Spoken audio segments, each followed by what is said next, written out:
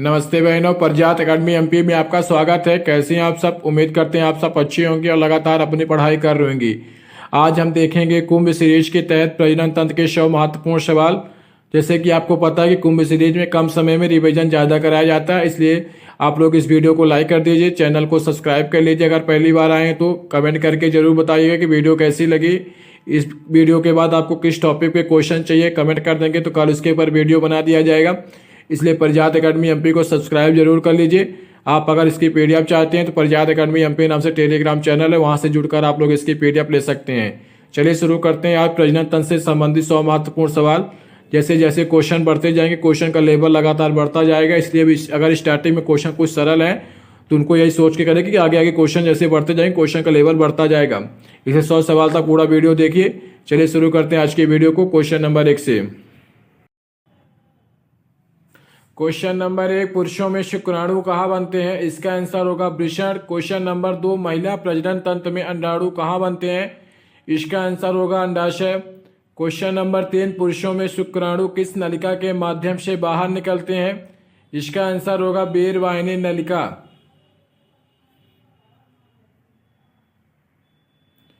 Question number 4, महिला में निषेचन किस अंग से होता है? इसका आंसर होगा अंडवाहिनी।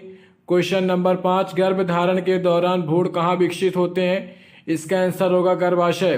क्वेश्चन नंबर 6, पुरुष प्रजनन तंत्र में बेर किस ग्रंथि द्वारा निर्मित होता है? इसका आंसर होगा प्रोटिस्ट ग्रंथि और शुक्राणु संग्रहण ग्रंथि। क्वेश्चन नंबर 7, शुक्राणु कितने गुणसूत्र लेकर चलता है? इसका आंसर होगा 23 गुणसूत्र। क्वेश्चन नंबर 8, अंडाणु किस प्रक्रिया के माध्यम से निकलता है? इसका आंसर होगा अंडोत्सर्जन। क्वेश्चन नंबर 9, महिला में मासिक धर्म चक्र की अवधि कितनी होती है? इसका आंसर होगा औसतन 28 दिन। क्वेश्चन नंबर 10, पुरुषों में टेस्टोस्टेरोन हार्मोन कहाँ बनता है? इसका आंसर होगा वृषण।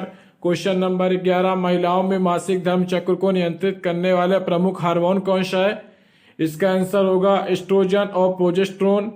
क्वेश्चन नंबर 12, गर्भाशय की भीतरी परत को क्या कहते हैं? इसका आंसर होगा एंडोमेट्रियम। क्वेश्चन नंबर 13, पुरुषों में शुक्राणु निर्माण की प्रक्रिया को क्या कहा जाता है? इसका आंसर होगा स्पर्मेटोजेनेसिस। क्वेश्चन नंबर 14, निषेचन के बाद भ्रूण किस अवस्था में गर्भाशय में आरोपित होता है? इसका आंसर होगा ब्लास्टोसिस्ट। क्वेश्चन नंबर 15, कौन सा हार्मोन अंडोत्सर्जन को उत्तेजित करता है? इसका आंसर होगा लुटिनाइजिंग हार्मोन।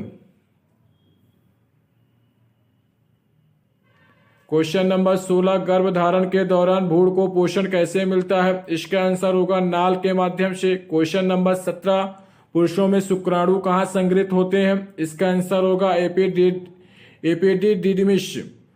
क्वेश्चन नंबर 18, पुरुषों में प्रोस्टेट ग्रंथि का क्या कार्य होता है? इसका आंसर होगा बेर बनाने में सहायक।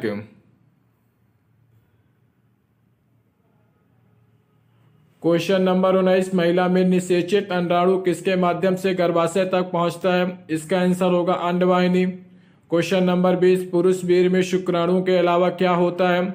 इसका आंसर होगा पोषक तत्व और तरल पदार्थ। क्वेश्चन नंबर 21, महिला में मासिक धर्म के दौरान रक्तस्राव क्यों होता है? इसका आंसर होगा एंडोमेट्रियम यानी गर्भाशय की परत का क्षरण के द्वारा।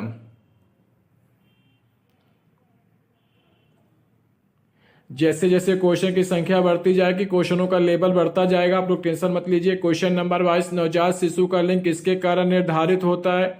इसका आंसर होगा पिता के शुक्राणु में मौजूद एक्स या वाई गुणसूत्र द्वारा। क्वेश्चन नंबर 23, पुरुषों में शुक्राणु बनने की प्रक्रिया कब शुरू होती है? इसका आंसर होगा यौवन में। क्वेश्चन नंबर 24, महिलाओं में अंडाणु निर्माण की प्रक्रिया कब शुरू होती है? इसका आंसर होगा जन्म से पहले अंडाशय में प्रारंभिक अवस्था में।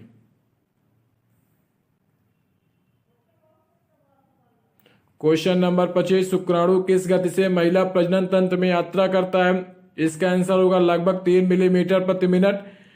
भाग 2, अब हम देखें निषेचन और भ्रूण से संबंधित क्वेश्चन देखेंगे। क्वेश्चन नंबर 26, निषेचन कब होता है? इसका आंसर होगा जब शुक्राणु अंडाणु से मिलता है।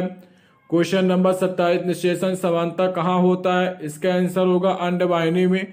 निषेचन समानता कहाँ होता है? इसका आंसर होगा अंडवाहिनी में। क्वेश्चन नंबर 28 देखिए, निषेचन के बाद बनने वाली पहली कोशिका को क्या कहते हैं? इसका आंसर होगा युग्मनज। क्वेश्चन नंबर 29, निषेचन के कितने दिनों बाद भ्रूण गर्भाशय की दीवारों से चिपकता है? इसका आंसर होगा लगभग 6 से 7 दिन बाद। क्वेश्चन नंबर 30, भ्रूण के गर्भाशय की दीवार से जुड़ने की प्रक्रिया को क्या कहते हैं? इसका आंसर होगा आरोपण।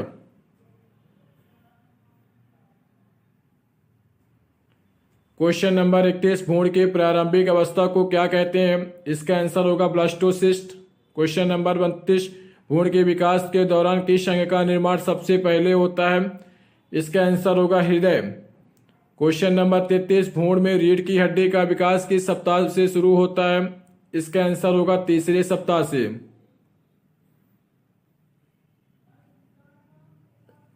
क्वेश्चन नंबर 34, नाल का मुख्य कार्य क्या है? इसका आंसर होगा भ्रूण को ऑक्सीजन और पोषक तत्व प्रदान करना। क्वेश्चन नंबर 35, गर्भावस्था कितने चरणों में विभाजित होती है? इसका आंसर होगा 3 तिमाही, फर्स्ट, सेकंड और third time semester.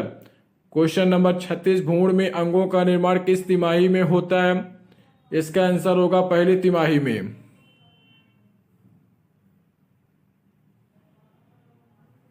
Question number 37, गर्भधारण की पुष्टि के लिए कौन सा हार्मोन मूत्र में पाया जाता है? इसका आंसर होगा ह्यूमन कोरियोनिक गोनोडोट्रोपिन यानी HCG। क्वेश्चन नंबर 38, भ्रूण में तंत्र का विकास किस सप्ताह में शुरू होता है? इसका आंसर होगा तीसरे सप्ताह में। क्वेश्चन नंबर 39, भ्रूण के विकास के दौरान हाथ पैर किस सप्ताह में विकसित होते हैं? इसका आंसर होगा लगभग 6 से 7 सप्ताह में।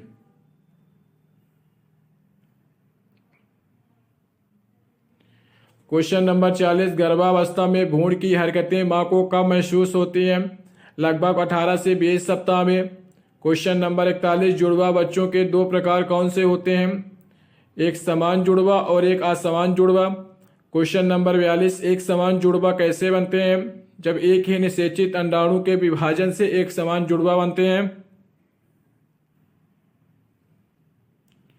क्वेश्चन नंबर 43, असमान जुड़वा कैसे बनते हैं? 2 अलग अलग अंडाणु और शुक्राणु के निष्केषण से। क्वेश्चन नंबर 44, भ्रूण का लिंग किस पर निर्भर करता है? शुक्राणु में मौजूद X या Y के गुणसूत्र पर। क्वेश्चन नंबर 45, भ्रूण में हड्डियों का विकास किस तिमाही से शुरू होता है? इसका आंसर होगा दूसरी तिमाही।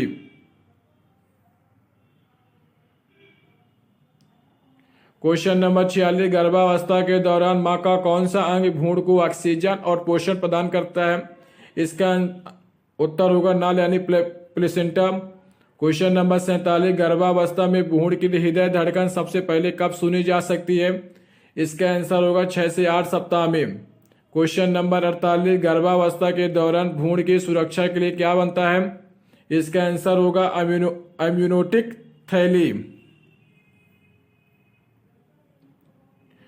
क्वेश्चन नंबर 49, गर्भावस्था में मां का कौन सा हार्मोन दूध उत्पादन के लिए उत्तरदायी होता है?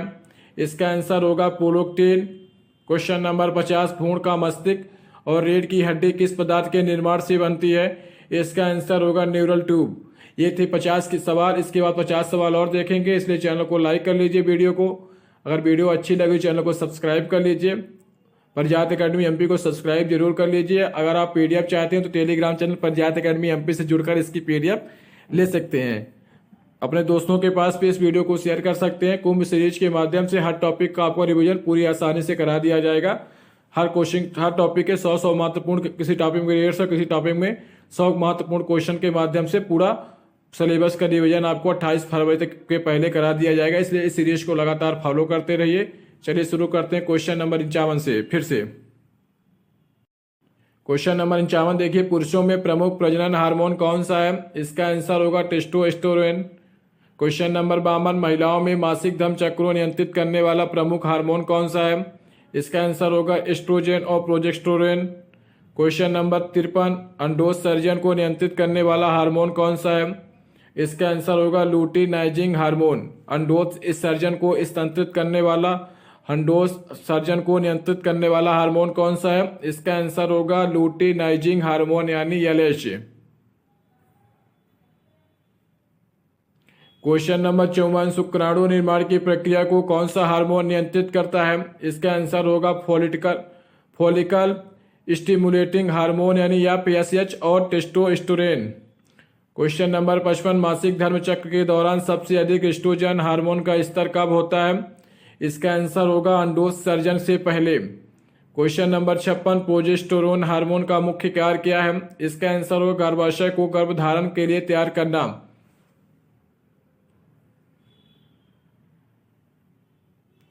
क्वेश्चन नंबर 57, मासिक धर्म चक्र में कितने चरण होते हैं? इसका आंसर होगा 4, मासिक धर्म, फॉलिकुलर चरण, ओव्यूलेटरी चरण या ल्यूटिकल चरण। क्वेश्चन नंबर 58, हाइपोथैलेमस कौन सा हार्मोन स्रावित करता है जो प्रजनन तंत्र को नियंत्रित करता है? इसका आंसर होगा गोनाडोट्रोपिन रिलीजिंग हार्मोन यानी जीएनआरएच।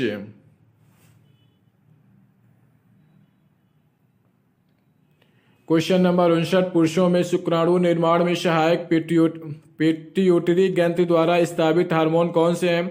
इसका आंसर होगा एफएसएच और एलएच।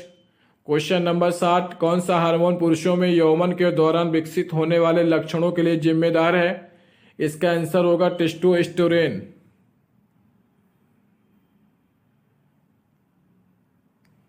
क्वेश्चन नंबर 61, टेस्टोस्टेरोन का उत्पादन कहाँ होता है? इसका आंसर होगा वृषण। क्वेश्चन नंबर 62, एस्ट्रोजन और प्रोजेस्टेरोन का उत्पादन मुख्य रूप से कहाँ होता है? इसका आंसर होगा अंडाशय। क्वेश्चन नंबर 63, अंडोज सर्जन मासिक धर्मचक्र के किस दिन होता है? इसका आंसर होगा आमतौर पर 14वें दिन यानी 28 दिनी चक्र में। क्वेश्चन नंबर 64, मासिक धर्म किस हार्मोन के स्तर में गिरावट के कारण शुरू होता है? इसका आंसर होगा प्रोजेस्टेरोन और एस्ट्रोजन। क्वेश्चन नंबर 65, गर्भावस्था के दौरान कौन सा हार्मोन गर्भाशय की दीवार को मजबूत बनाए रखता है? इसका आंसर होगा प्रोजेस्टेरोन।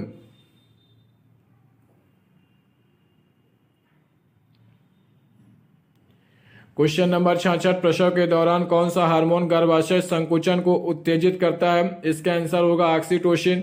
क्वेश्चन नंबर 67, स्तनपान के दौरान दूध उत्पादन को नियंत्रित करने वाला हार्मोन कौन सा है? इसका आंसर होगा प्रोलैक्टिन। क्वेश्चन नंबर 68, एस्ट्रोजन का मुख्य कार्य क्या है? इसका आंसर होगा महिला प्रजनन तंत्र के विकास और मासिक धर्म चक्र को नियंत्रित करना।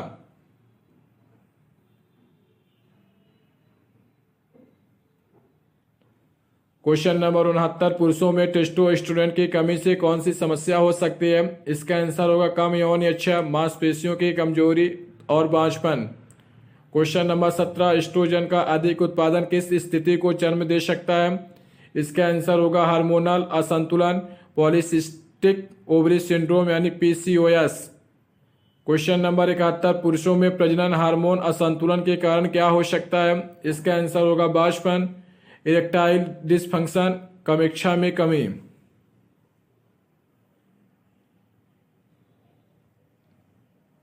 क्वेश्चन नंबर 72, पिट्यूटरी ग्रंथि द्वारा स्रावित कौन सा हार्मोन अंडोज सर्जन को नियंत्रित करता है? इसका आंसर होगा luteinising hormone. Question number 73, hormonal गर्भनिरोधक गोलियां किस हार्मोन को नियंत्रित करके कार्य करती हैं? इसका आंसर होगा एस्ट्रोजन और प्रोजेस्टेरोन। क्वेश्चन नंबर 74, गर्भधारण के बाद कौन सा हार्मोन अधिक मात्रा में बनने लगता है? इसका आंसर होगा human chorionic gonadotropin.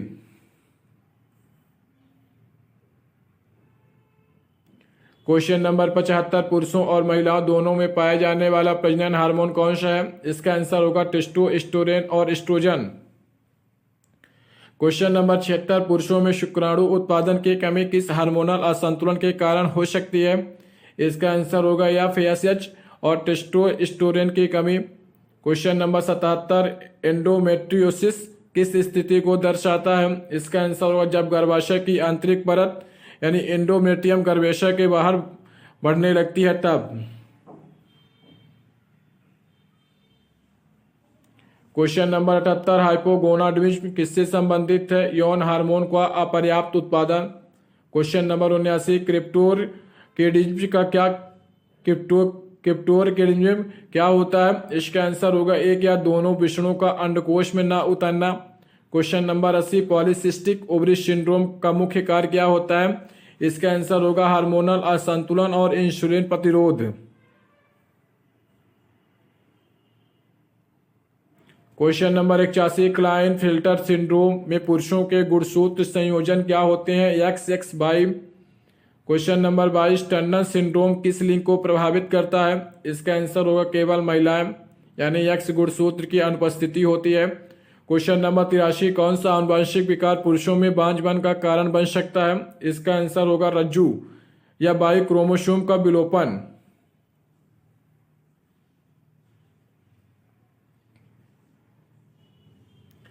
Question number 84, ओलिगोस्पेर्मिया किस स्थिति को दर्शाता है? इसका आंसर होगा शुक्राणु की संख्या सामान्य से कम होना। क्वेश्चन नंबर 85, गर्भाशय ग्रीवा का कैंसर किस वायरस से संबंधित होता है? इसका आंसर होगा ह्यूमन पेपुलोमा वायरस यानी HPV। क्वेश्चन नंबर 85 एक बार फिर देख लीजिए, गर्भाशय ग्रीवा का कैंसर किस वायरस से संबंधित होता है, क्योंकि यह इंपॉर्टेंट क्वेश्चन है। इसका आंसर होगा human papilloma virus HPV। Question number 86, सबसे प्रभावी स्थायी गर्भ निरोधक विधि कौन सी है? इसका आंसर होगा नसबंदी।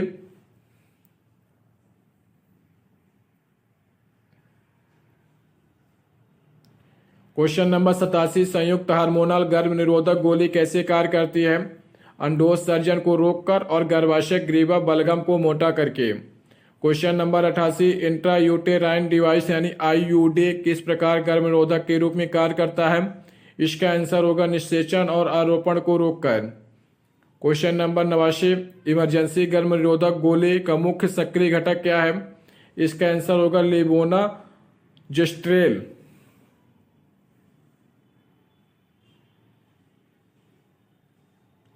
क्वेश्चन नंबर 90, पुरुषों के लिए विकसित की जा रही हार्मोनल गर्भ क्वेश्चन नंबर 90, पुरुषों के लिए विकसित की जा रही हार्मोनल गर्भ निरोधक विधि किस हार्मोन पर केंद्रित होती है? इसका आंसर होगा टेस्टोस्टेरोन और प्रोजेस्टेरोन का संयोजन।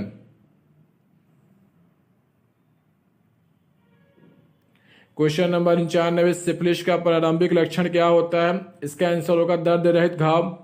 क्वेश्चन नंबर 92, HIV शरीर में किन कोशिकाओं को मुख्य रूप से नष्ट करता है? इसका आंसर होगा CD4+T कोशिकाएं। क्वेश्चन नंबर 93, गोनोरिया का मुख्य कारण कौन सी बैक्टीरिया होता है? इसका आंसर होगा नेइसेरिया गोनोरिया।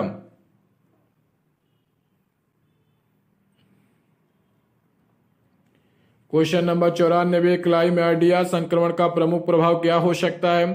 इसका आंसर होगा महिलाओं में पेल्विक इम्प्लीमेंट्री डिजीज PID और बांझपन। क्वेश्चन नंबर 94 एक बार फिर देख लीजिए, क्लाइमाइडिया संक्रमण का प्रमुख प्रभाव क्या हो सकता है? इसका आंसर होगा महिलाओं में पेल्विक इम्प्लीमेंट्री डिसीज और बांझपन।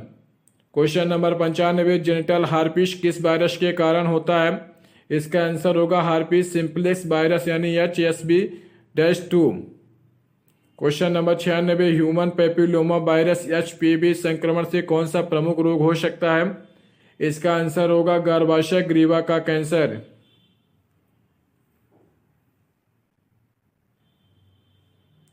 क्वेश्चन नंबर 97, हेपेटाइटिस B कैसे फैल सकता है? इसका आंसर होगा असुरक्षित यौन संबंध, संक्रामित सुई या रक्त संक्रमण। क्वेश्चन नंबर 98, HIV/AIDS की पुष्टि के लिए कौन सा परीक्षण किया जाता है? इसका आंसर होगा एलिशा और बिस्टन ब्लॉट। क्वेश्चन नंबर 99, कौन सा लैंगिक संचारित रोग जीवाणु संक्रमण के कारण नहीं होता है? इसका आंसर होगा जेनिटल हार्पिस यानी HSF वायरस के कारण लैंगिक संचारित रोग जीवाणु संक्रमण के कारण नहीं होता है।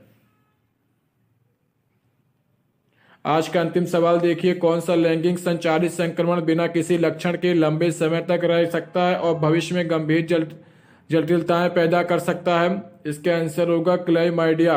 कौन सा लैंगिक संचारित संक्रमण बिना किसी लक्षण के लंबे समय तक रह सकता है और भविष्य में गंभीर जटिलताएं पैदा कर सकता है? इसका आंसर होगा क्लेमाइडिया। ये थे आज के प्रजनन तंत्र से संबंधित 100 सवाल। एक बहन ने कमेंट किया था कि सर प्रजनन तंत्र के क्वेश्चन करा दीजिए, इसलिए आज हमने इसको करा दिया है।